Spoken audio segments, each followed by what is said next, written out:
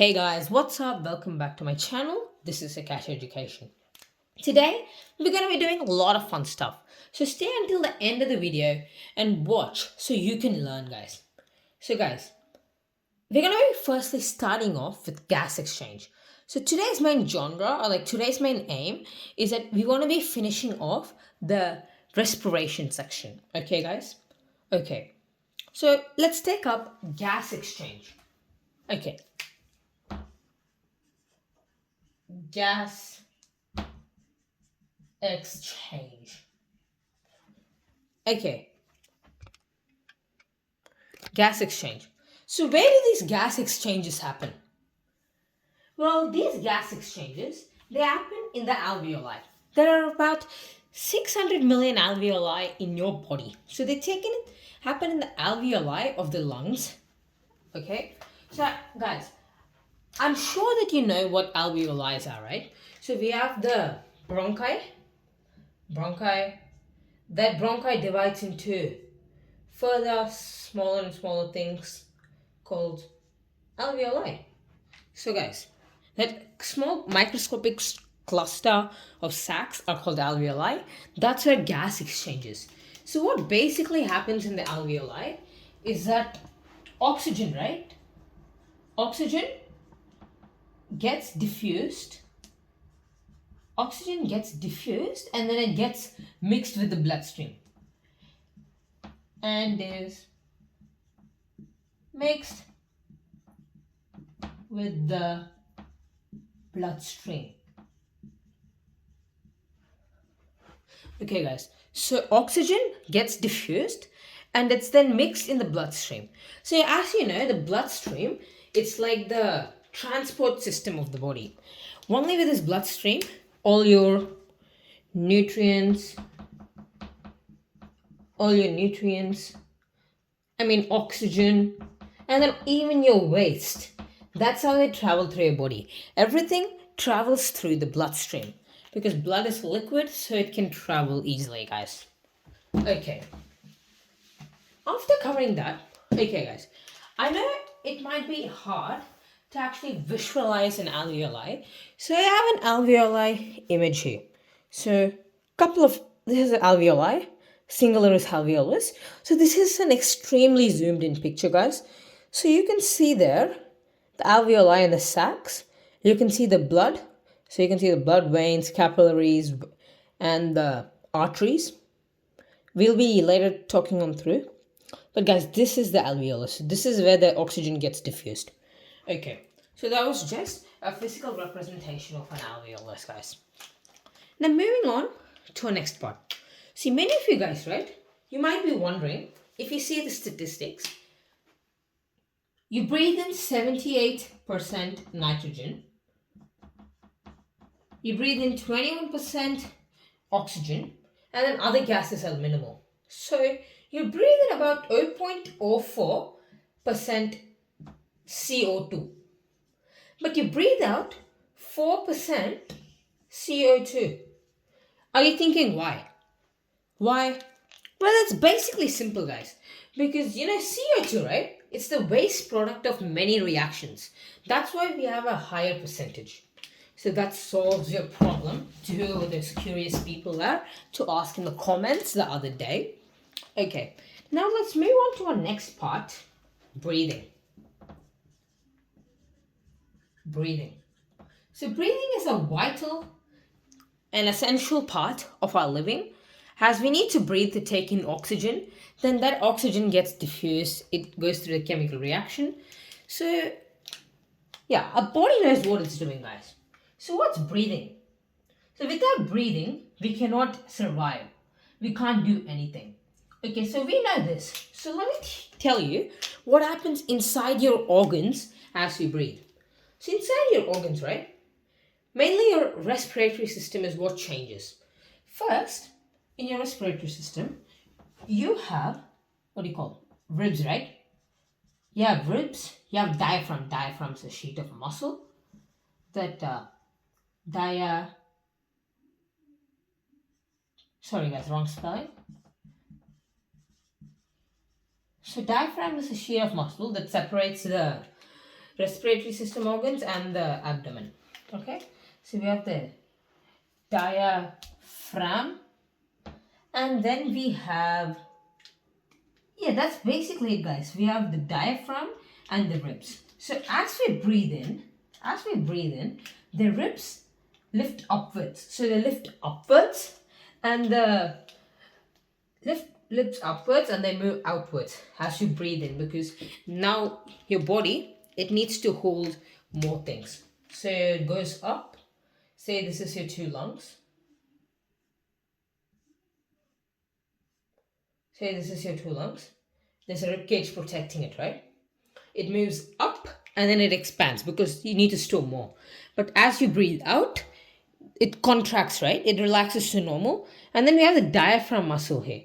So the diaphragm also moves down. So the diaphragm moves down to enable the expansion and contraction of this.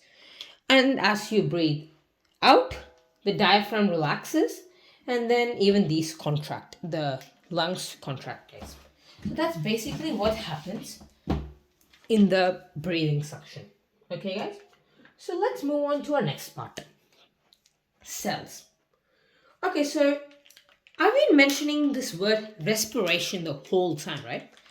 So what does that actually mean? So respiration, series of chemical change. So respiration, right? It's a series of chemical change that makes oxygen, like energy, ultimately available. So through oxygen, okay? So we have a formula for this, right? The formula is oxygen. So we need oxygen plus we have substance called glucose. That's simple sugar. It's wrong spelling. GLUC. So we have glucose.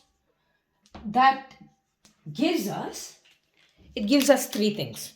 It gives us water. Not water. It's like this. Water, CO2. It gives us water, CO2, and energy. It gives us water, CO2, and energy, right? So the energy is the only useful substance here. So the only substance that we actually need is energy. So the CO2 and then the water, they're waste substances. So CO2 is then excreted through your diffusion, and then it goes outside your body. Water goes through your urinal system down through your anus. Okay, guys, so this what I have written right here, right? This type of equation is called word equation. So word equation, right, guys? They're the simplest form of equation, like the description that you can write to show what's happening. Okay. So now, if you come to the last part, guys, so it's energy and oxygen. So this last part is mainly about becoming, how to use your energy wisely. So see, energy, let me just write the keywords. Energy, cholesterol, strong heart, and that's basically it. Weak points. Okay, guys. So now let me explain what these dot points that I've just written mean. So energy, right? Yes, we need energy. But consumption or taking in too much energy and not burning them can lead to fat. And fat is really dangerous as it builds up around inside your skin in an overlapping thing, right? So why is this fat bad? Because this fat can potentially block blood vessels. So it can block blood vessels. So blood vessels are the things that transfer blood throughout the body, right? It can block these blood vessels. So this cholesterol is another name for fat. It's a widely common name, cholesterol, okay? So fat, it can blood vessel, right? It can block blood vessels. So if it blocks a blood vessel in the brain, there are two main things, brain and heart. He, heart and brain, right? So if it breaks it, if it blocks in the brain, then you will get stroke. If it's in the heart, as you might have guessed it, heart attack. Okay, guys, you will get a heart attack because of this blockage, because both of these organs, they need vital and they need oxygen supply. Okay, so covering the next part, we are last to strong heart. So with a strong heart, right, if you have a strong heart, it means that your heart muscles, which is a cardiac muscle, it can pump out more blood with each beat easily, which is a good thing, because each beat, right, your body needs to pump out a certain amount of blood. It might be the whole blood, definitely not, but it needs to pump out blood. So the more blood it pumps out, the more stronger your heart is. Okay, so now the last reason why being fat is bad for your body is weak bones. So your bones, right, they tend to get weaker around fat people. So all the bones are similar, varies little, but if you have a stomach like this, eating biryani or something all the time, that's what's going to happen to you guys. So guys, that's it of our video. We have finished respiration. I've given you a broad topic and view on what it is. So I hope you like this video. Do ensure to subscribe to my channel for more life tips and educational tips. Thanks guys, Sukesh Education. Also, subscribe.